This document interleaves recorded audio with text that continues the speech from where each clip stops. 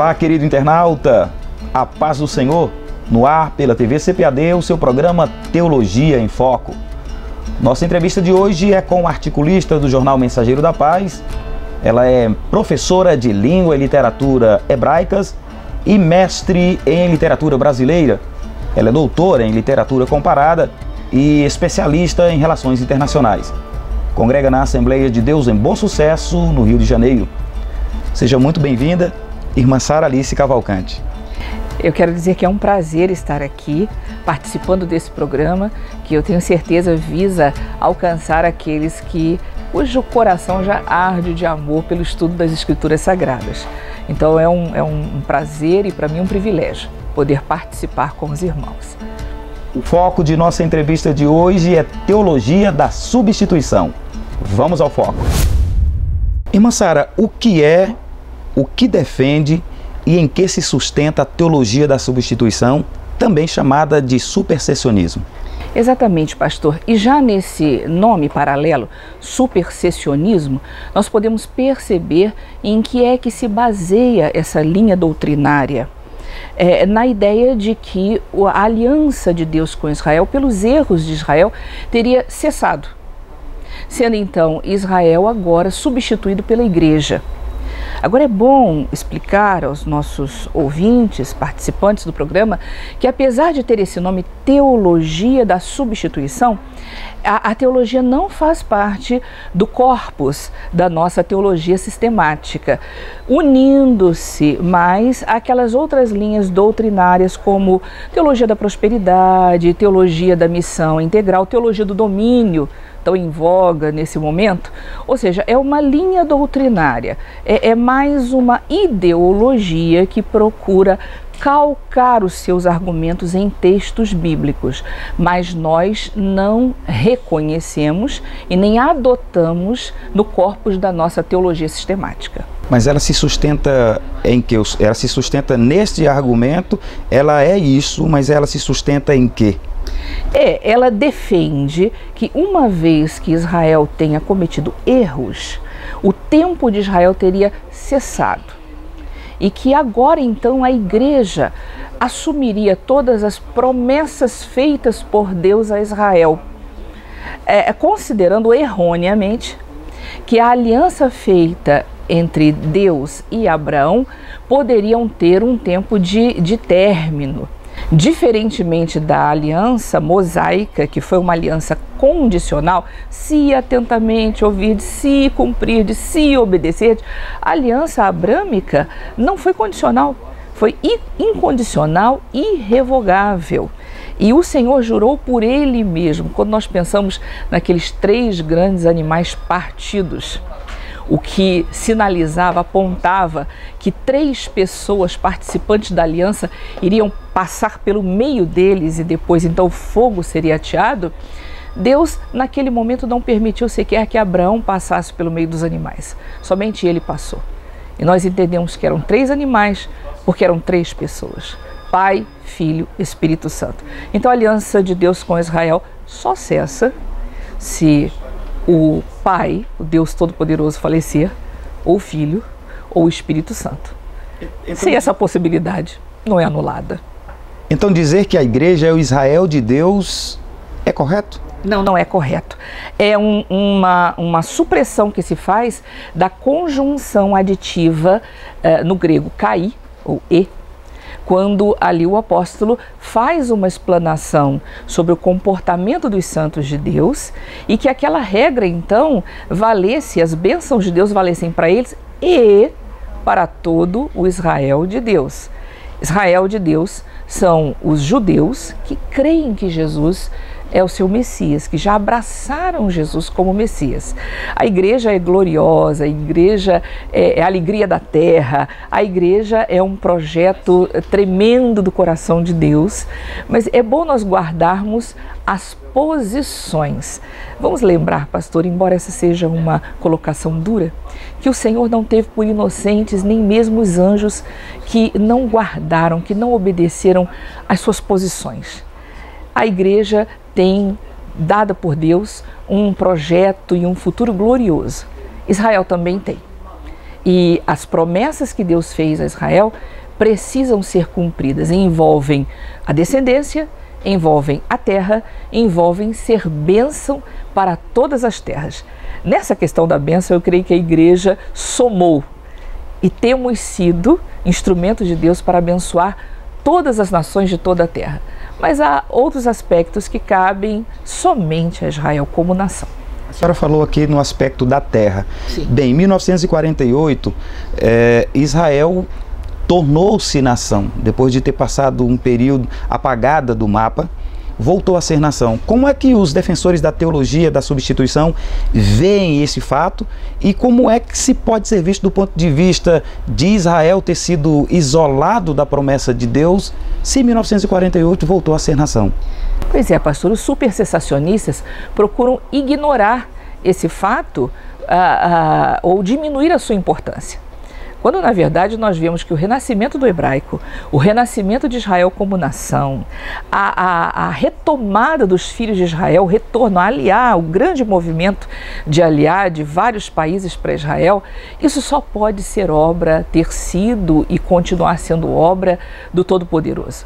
Porque não apenas os judeus da antiga União Soviética ou os judeus etíopes, os falachas, fizeram retorno, mas recentemente em Israel eu vi os movimentos de retorno dos filhos de Manassés, do norte da Índia, e ainda há muitos outros, pois o profeta Obadias diz que aqueles que foram dispersos a partir de Sefarad também retornarão.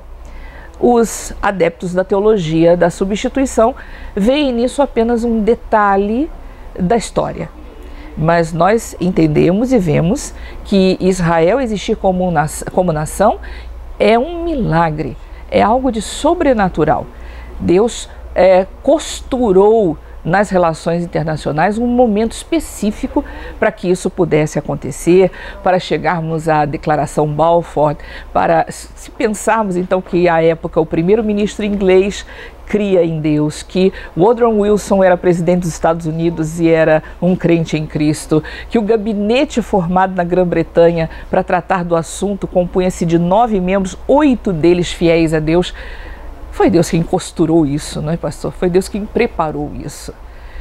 E o que é que se tem visto, por exemplo, de ação de Deus sobrenatural a respeito de Israel hoje? Porque no Antigo Testamento nós percebemos Deus intervindo quanto a questões de guerra, o exército do inimigo muito maior do que o exército de Deus, e Deus intervinha, ou do que o exército de Israel, e Deus intervinha ali na situação. Hoje, nesta atual conjuntura, é possível ver alguns sinais de Deus agindo em favor do povo hebreu diante de tantas ameaças bélicas ao redor da nação? Com certeza, pastor. Quando nós pensamos que alguns anos atrás nos alegrávamos porque durante um ano, 365 dias, 400 mísseis foram lançados da faixa de Gaza para Israel, e este ano, só há 2 meses atrás, nós contamos mais de 400 mísseis apenas em uma semana, e poucos deles de fato atingiram Israel, ainda que o governo de Israel às vezes atribua isso ao domo de ferro, né, a proteção antimísseis. Nós vemos muito mais do que isso, vemos a mão de Deus agindo. Um outro fator triste de mencionar, mas real, se nós lembrarmos que dias antes de estourar a guerra civil na Síria, o governo sírio proclamava que dentro de poucas horas invadiria Israel e faria Israel sumir do mapa. E em poucas horas, todo o quadro mudou e a Síria entrou numa nefasta, numa terrível, numa destrutiva guerra civil. Não é algo que nós desejemos a ninguém, mas podemos ver ali o Senhor trazendo uma confusão no arraial do inimigo, à semelhança de outras situações bíblicas, e mais uma vez Israel foi resguardado desse ataque que seria assolador. Nós vamos para um breve intervalo, porque essa conversa está muito agradável, e já já nós voltamos, amigo, irmão internauta.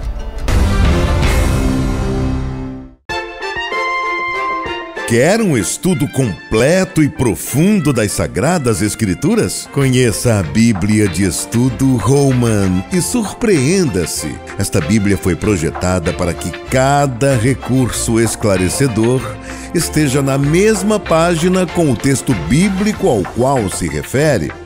Principais recursos. Com cerca de 15.000 notas de estudo, estudos de palavras, fotos, linhas do tempo, mapas, inúmeros artigos. Roman, uma Bíblia de estudo que oferece mais do que você espera e exatamente onde você espera. Adquira agora mesmo na livraria mais próxima de você. Mais um produto com a qualidade CPAD. De volta com seu Teologia em Foco, conversando com a doutora Sara Alice Cavalcante sobre teologia da substituição. Bem, irmã Sara, em que medida a teologia da substituição ela semeia o antissemitismo? Infelizmente, é a força teológica de que se valem quaisquer tendências antissemitas quando querem uma base bíblica. Então, valem-se da ferramenta da teologia da substituição.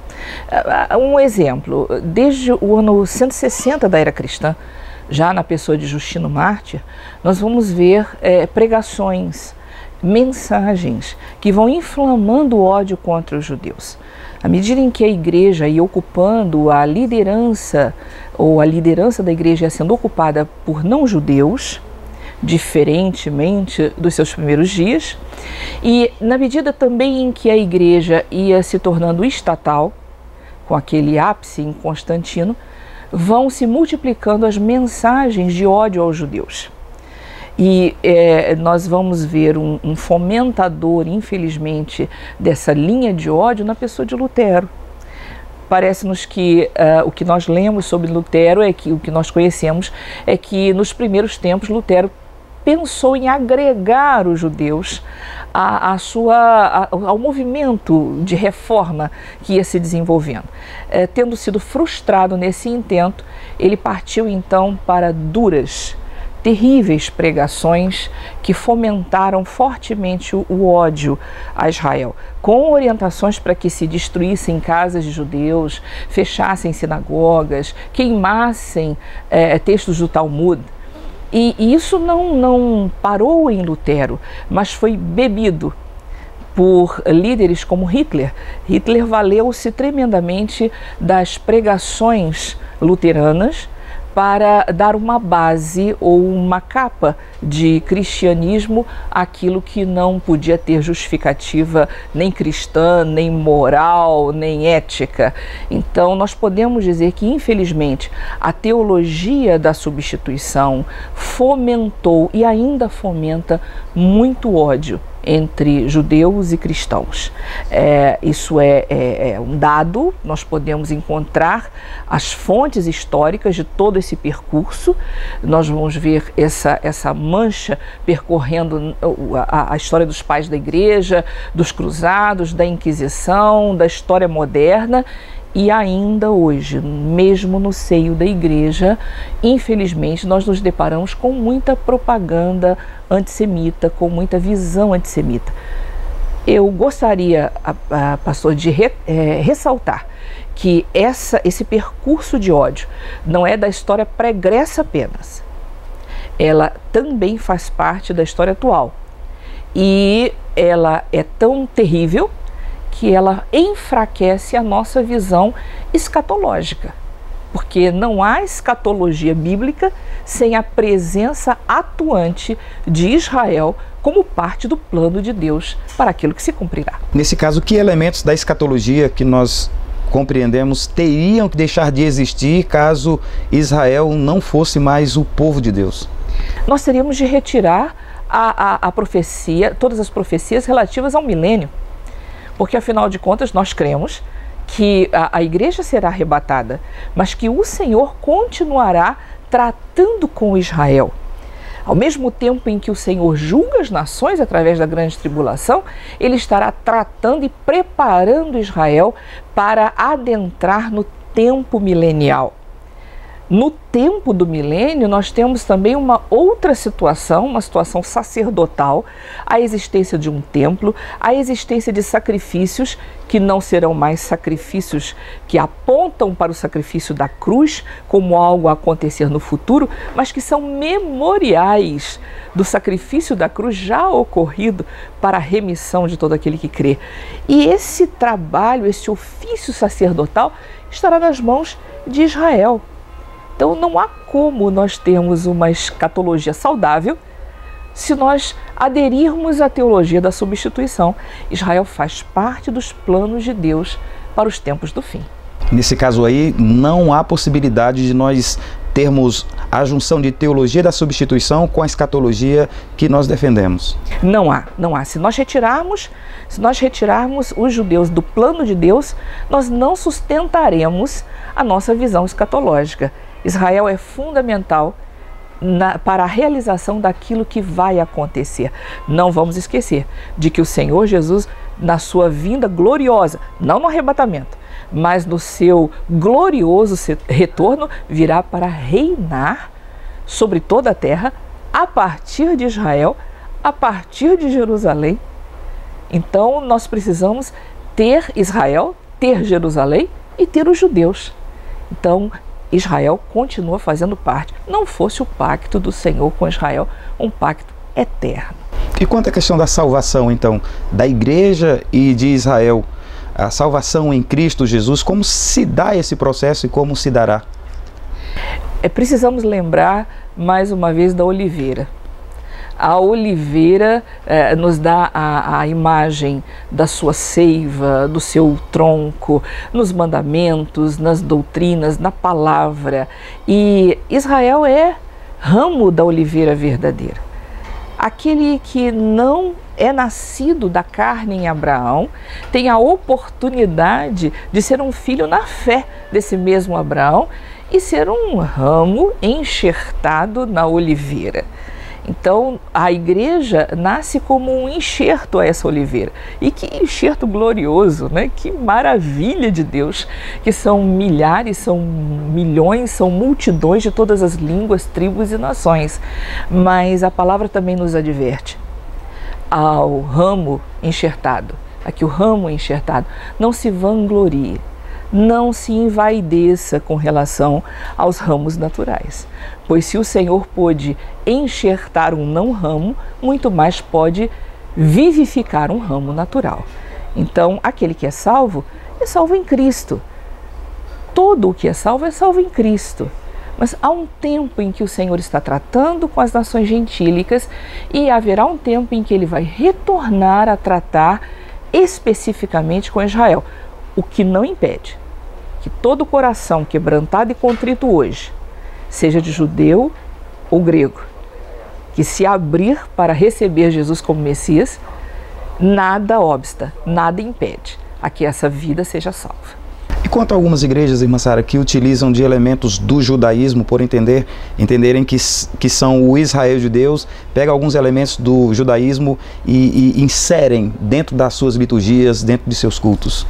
Pastor, nós vivemos tempos de tanto misticismo e de tanta mescla de posturas, de realizações culticas, que nós precisamos até resumir um pouco para ficar viável o entendimento sobre essa simbologia. Quando a simbologia é bíblica, e eu vou entender como simbologia bíblica tudo aquilo que está registrado na palavra. Eu não vejo uma afronta. Se uma igreja usa em sua decoração uma menorá, ou se usa algo relativo ao texto bíblico, ou se faz uma festa, uma celebração missionária, né, e usa uma temática bíblica, seja a grande pescaria, ou seja uma festa das nações, ou seja, não vejo problema. O problema é quando esses sinais são usados acrescidos de um peso de salvação, quase que uma ordem, quase que uma exigência para a salvação. E alguns símbolos são mais específicos de Israel.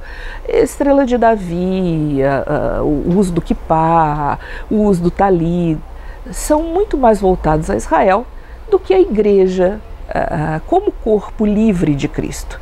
Alguém me perguntou esses dias, a irmã guarda o Shabat? Eu disse, necessariamente guardo o Shabat, porque fui a Jesus e encontrei o Shabat da minha alma, a Menuhá, o descanso. Então hoje é Shabat para mim e amanhã também. E como é o estatuto perpétuo, será Shabat por toda a eternidade. Também sou livre para celebrar Pêssar, a Páscoa, porque fui liberta da morte pelo sangue do Cordeiro. Também sou livre para celebrar Pentecostes por causa da habitação do Espírito em mim.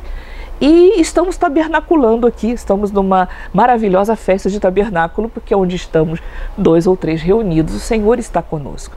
A igreja tem essa liberdade de usar, sem transformar em doutrina, sem transformar em dogma, sem transformar em exigência para a salvação. Muito bem, nós vamos para mais um intervalo. Já já nós estamos de volta, amigo, irmão internauta. Os pentecostais proclamam um Deus que é próximo, um Deus cujo poder pode e deve ser experimentado aqui e agora. Biblicamente embasado, historicamente preciso, teologicamente consistente.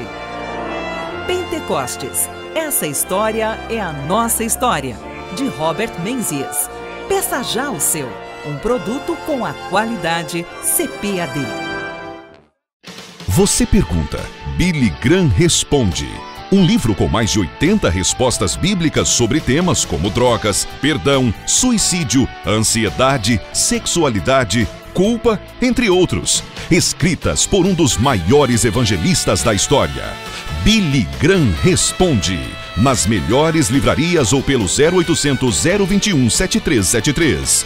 Um produto com a qualidade CPAD. De volta com seu Teologia em Foco e continuamos com a doutora Sara Alice Cavalcante. Irmã Sara, sustentada essa teologia da substituição, uma questão que vem em mente é o seguinte: se for verdadeira a teologia da substituição, será que nós não estamos dando margem para que outros grupos se levantem dizendo que nós, como igreja, corremos o risco de sermos substituídos? Se é que não já exista, por exemplo, nós sabemos que os teólogos muçulmanos entendem que a igreja foi substituída pelo grupo dos muçulmanos. Não corremos o risco de que outros grupos surjam? Certamente, certamente. Se a aliança de Deus com Israel estivesse calcada num caminhar perfeito, se ela fosse condicional, eu teria de somar a minha voz aos super sensacionistas. Mas não foi o caso. Da mesma forma, o Senhor também, com a igreja, não colocou uma condicional. A igreja tem cometido erros, a igreja tem cometido falhas, a igreja não tem sempre agradado ao Deus Todo-Poderoso, ao seu Senhor, ao seu Salvador. Muitas vezes nós erramos o foco, isso é pecar, não é mesmo? Perder o foco, desviar-se do foco. Mas nem por isso o Senhor deixou de nos amar e abriu mão do projeto de levantar na terra um povo, que é um povo oriundo de todas as tribos, línguas, nações, como já dissemos, para chamar de seu e para restaurar algo que foi perdido lá no Éden, quando não necessitávamos de sacerdócio, quando o homem e Deus tinham uma comunicação aberta. Isso depois se transformou na necessidade de uma nação sacerdotal, de uma tribo sacerdotal, de uma família sacerdotal e depois de um ramo familiar sacerdotal. Mas em Cristo, esse sacerdócio universal foi restaurado. Então, o Senhor levanta esse projeto maravilhoso de que qualquer homem, de qualquer origem na terra, possa ser somado ao grupo de sacerdotes do Deus vivo. Não segundo a ordem arônica, mas segundo a ordem que ele, Jesus, inaugurou, segundo a ordem de Melquisedeque. Então, o Senhor nos chama a sermos sacerdotes. E mesmo quando a igreja se desvia um pouco desse objetivo, o Espírito Santo de Deus é todo poderoso para nos ensinar, nos exortar, nos corrigir. E de fato, pastor, o islamismo considera que se a igreja substituiu Israel porque Israel falhou, o Islã substituiu a igreja porque a igreja falhou nos propósitos de Deus. Não é assim. O que a palavra nos ensina é que se o sol e a lua deixarem existir, se as leis fixas do Senhor findarem, então cessará a aliança de Deus com Israel. Isso não acontecendo, se você amanhece o seu dia e ainda vê o sol, se anoitece e você ainda percebe a lua iluminando a sua noite, saiba que o propósito de Deus para com Israel continua firme, não cessou. A igreja é um projeto especial e esse projeto só foi possível porque o próprio Senhor permitiu um endurecimento no coração dos judeus. Então esse endurecimento propiciou que as nações fossem alcançadas. Alguns dizem, mas os sacerdotes, inclusive o sumo sacerdote, fizeram parte daquela trama que levou Jesus à cruz. Mas não poderia ser diferente. Afinal de contas, quem preparava o animal para o sacrifício da expiação? E quem o levava até a morte? E quem propiciava a sua execução? Não eram os sacerdotes? E na parte da finalização disso não era o sumo sacerdote? Pois então, o Senhor, que é dono da história, utilizou os sacerdotes e o sumo sacerdote Caifás naqueles dias para que eles realizassem o ofício mais excelente realizado em Israel até hoje e para sempre, que foi o sacrifício de Jesus. Dizer também que Israel falhou, porque afinal os judeus mataram Jesus, é esquecer que Jesus disse que a vida dele ninguém podia tomá-la, mas que ele a oferecia. Ele não foi um mártir, ele não foi forçado a morrer, ele se entregou. Então ele não legou nem a judeus nem a romanos a autoria de sua morte.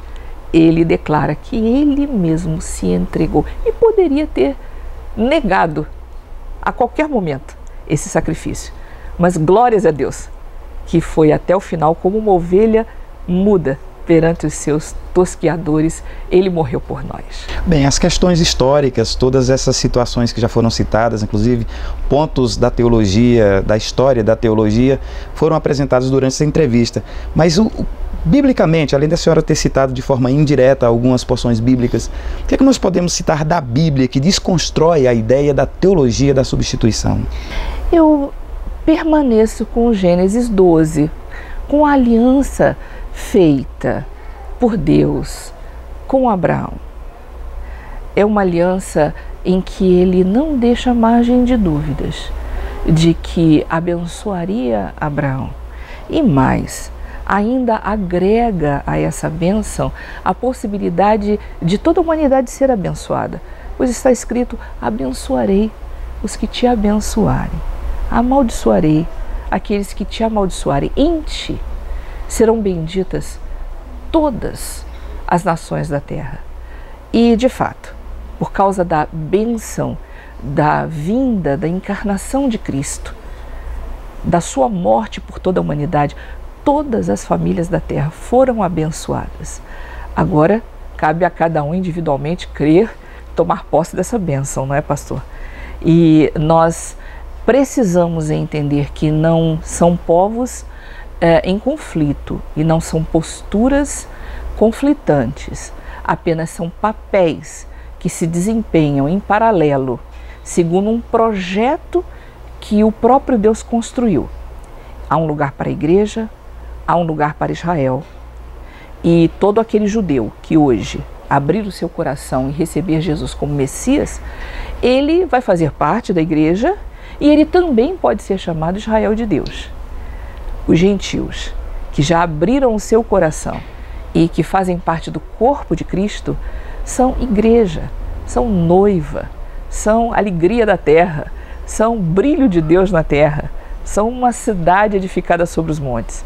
Então, é a igreja gloriosa, caminhando na terra e procurando abençoar Israel de uma forma muito especial.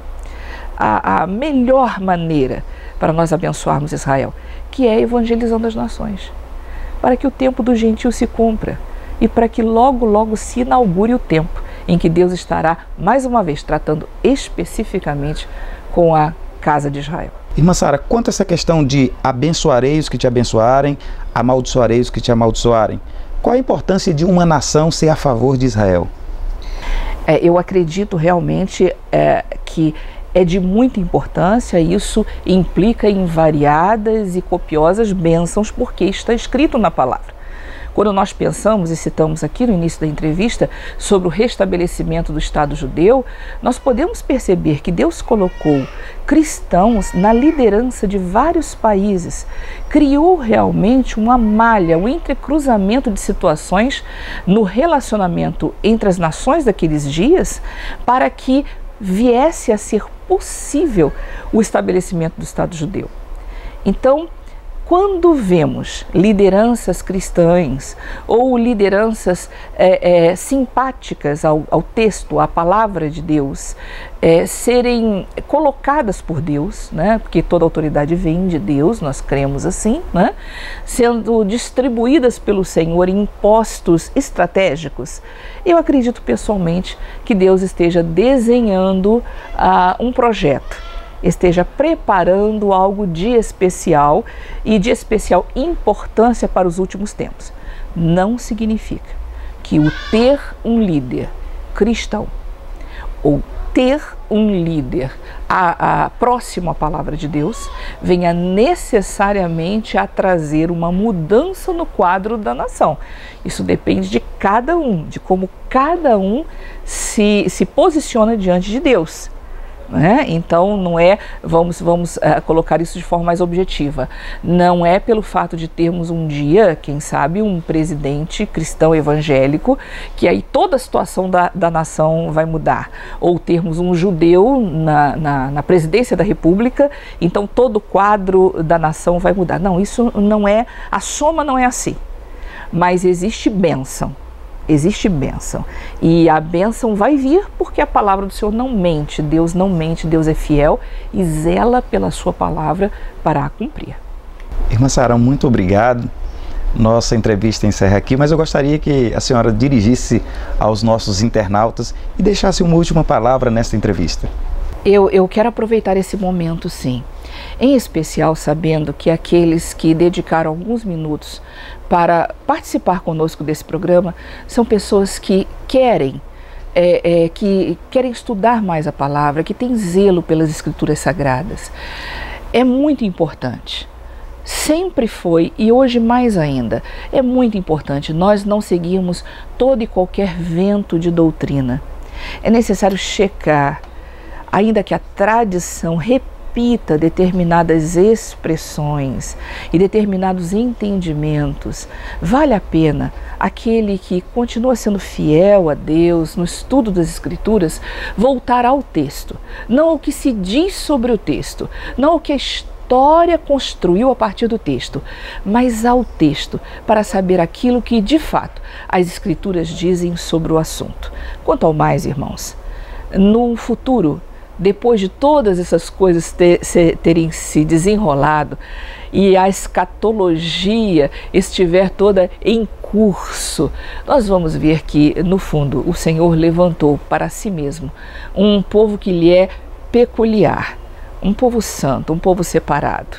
Alguns chamam esse povo, composto de judeus, gentios, pessoas de todo tipo de herança e tradição, de os santos do Altíssimo. Então a você, santo do Altíssimo, santo do Senhor, seja um cristão, evangélico, um judeu messiânico, fique com a palavra, estude a palavra, procure na palavra as respostas às suas questões pessoais. E isso é o que vai nos ajudar a caminharmos dentro do projeto de Deus sem errar o alvo. Estamos encerrando o seu Teologia em Foco, esta edição fica por aqui, mas eu gostaria que você se inscrevesse em nosso canal, compartilhasse esse conteúdo, comentasse, curtisse e dissesse para muito mais pessoas que o Teologia em Foco tem um conteúdo especial a cada edição. Ficamos por aqui com essa edição, como já disse, e renovamos votos de felicidades a todos vocês. A paz do Senhor a todos.